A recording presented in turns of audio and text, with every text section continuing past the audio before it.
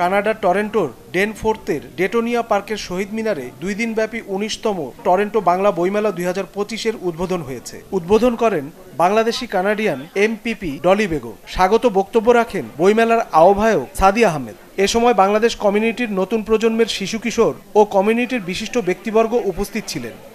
আমাদের এখানে প্রজন্ম বেড়ে উঠছে এবং প্রজন্মের সাথে বাংলা সাহিত্য সংস্কৃতি এবং বাংলাদেশকে পরিচয় করিয়ে দেওয়াই টরন্টো বইমেলার অন্যতম প্রধান একটা উদ্যোগ। বিশেষ করে নতুন প্রজন্মের জন্য বাংলাদেশের বাইরে আমরা চেষ্টা করছি 19 বছর ধরে বইমেলার মাধ্যমে যে বইয়ের যে মহত্ব, যে মূল্যায়ন, এটা যেন নতুন প্রজন্মের কাছে সুন্দর করে আমরা পৌঁছে দিতে পারি। বই কেনাই তো না, বই প্রকাশক সুবিধা, এর বাইরেও একটা লেখক প্রকাশক পাঠকের যেটা সম্মিলন মিলন মেলা, এটা একটা অভূতপূর্ব জিনিস।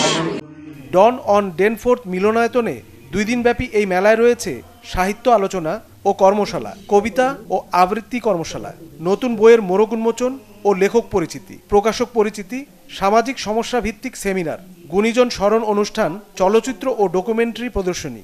এছাড়াও রয়েছে সাংস্কৃতিক অনুষ্ঠান। আমাদের নেক্সট জেনারেশন সত্যিকার সংস্কৃতি এবং ইতিহাস জেনে পড়ে।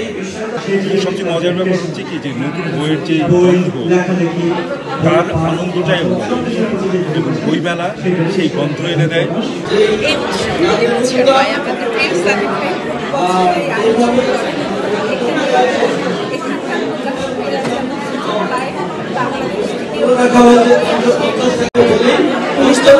বইমেলা স্বাগত সবাইকে।